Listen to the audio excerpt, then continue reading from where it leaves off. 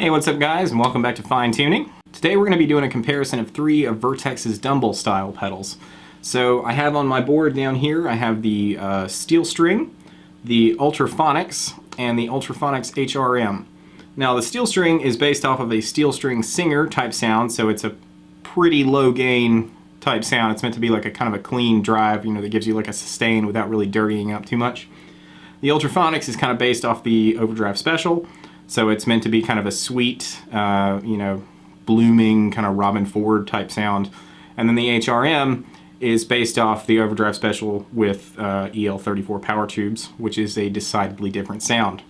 So these are all great pedals, and they all do different things, but I wanted to kind of make this video to just do a little comparison between them, so that if you were checking some of these out, you could kind of get an idea of what they do in comparison to each other and which one might be the best one for you, or if you, however you want to use them. We're using my PRS DGT, which has my Planet Tone signature Statera pickups in it. These are Alnico 4 magnets.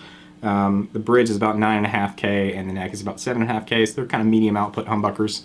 And they have kind of a brighter, kind of open sound to them, which I really, really like. I'll leave a link to those in the description if you want to check them out.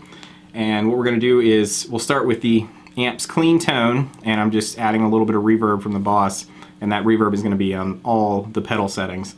So we'll start with the amp just clean with a little bit of reverb, and then we'll move through each pedal, and I'll kind of show you what they do and what I like about each one, kind of how you might, go about using them. So let's just start with checking out the amp's clean tone with a little bit of reverb.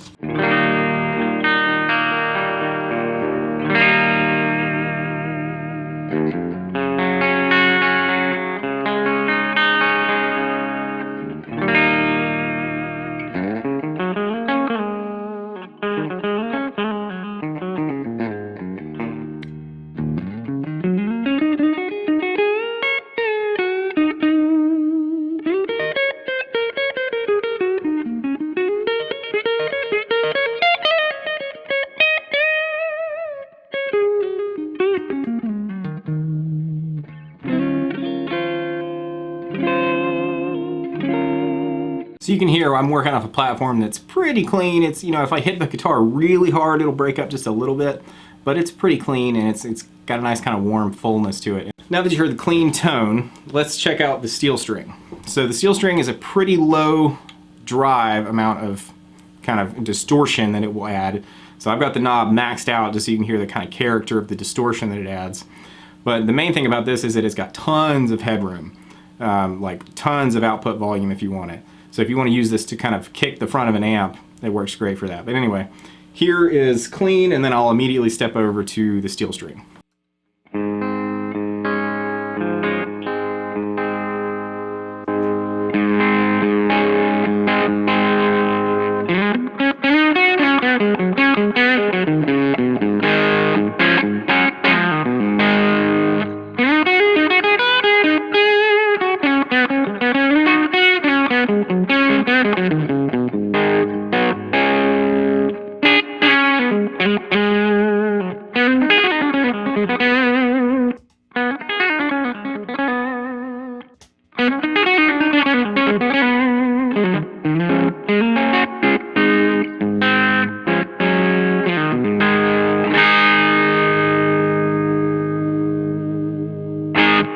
So you can hear it's adding a little bit of gain, it's adding a little bit of volume, and more importantly, it's adding like a fatness to the sound. There's like a mid-range, like a lower mid-range bass thing that's adding. It's really just like thickens it up a lot.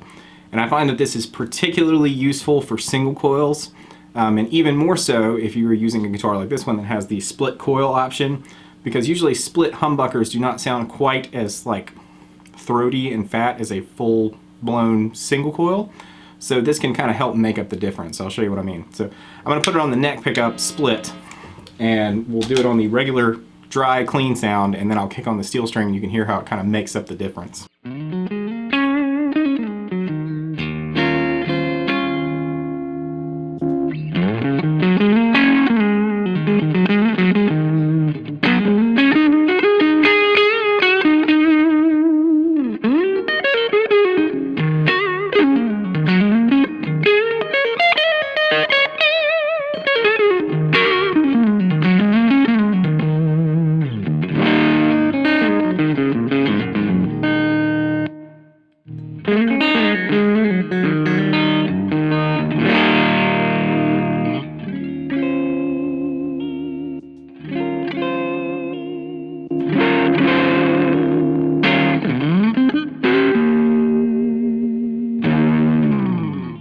Now, like I said, that's a pretty low gain type pedal. I have the gain control, the distortion knob turned all the way up there, which is not how I would typically use it, but I wanted to kind of give you an idea what the character of the distortion is. So it's, it's pretty power tube breakup sounding. It doesn't sound like it has like a bunch of preamp gain to it. It's kind of almost fuzzy in some places, but that sounds great if you kind of back it off some and you have it dialed in with a single coil guitar or something like that. So that's the steel string.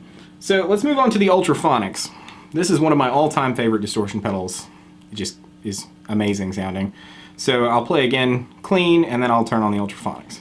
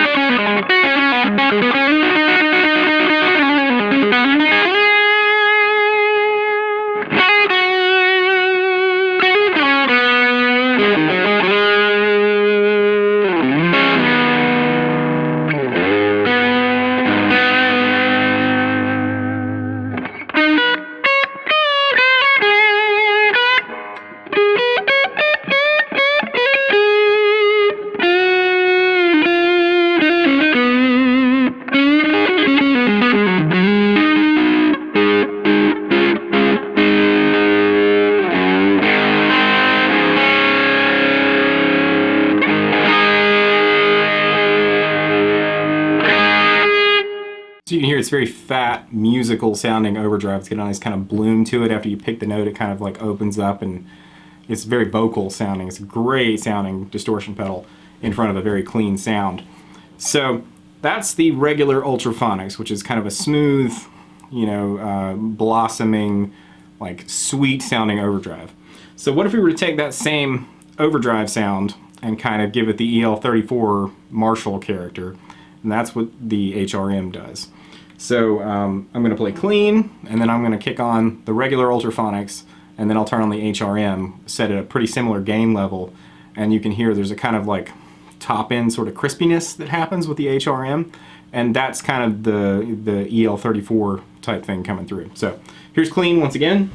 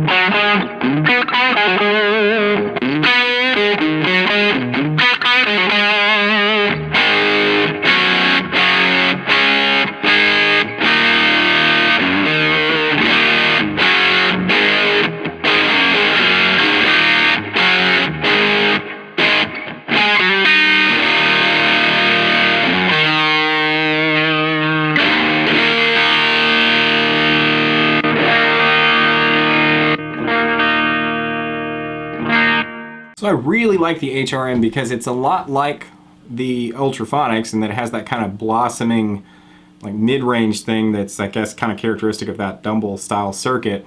But it also has the kind of like top-end kind of sear that a Marshall has, which makes it great for playing rock stuff. Whereas the Ultraphonix might be a little smooth sometimes for like, if you're just playing like straight rock rhythm guitar, it might be a little bit too smooth for that. Whereas when you kick in the HRM, it's going to give you that kind of edge, which sounds great for power chords and big open chords and stuff like that. It's got a great harmonic quality to it. Also, I noticed because it's so kind of top-endy, it really responds nicely to rolling down the volume control. So let me show you what I'm talking about.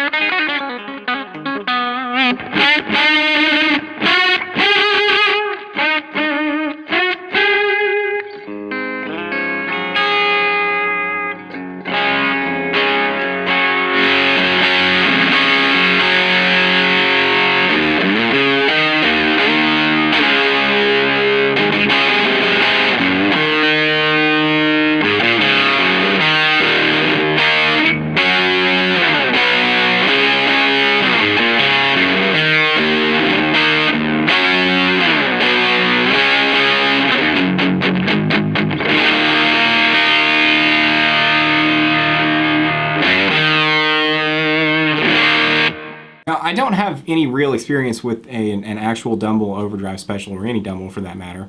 I have played, like I said, some of the clones, you know, that kind of are in the same area, but I do have a fair bit of experience with old Marshalls, and that definitely has the character of those old Marshalls where, like, you know, I'm talking about JMPs and stuff like that, where like non-master volume Marshalls, where as you turn the amp up, you know, it retains that brightness and it starts to kind of fill in the bottom as the power tubes start working.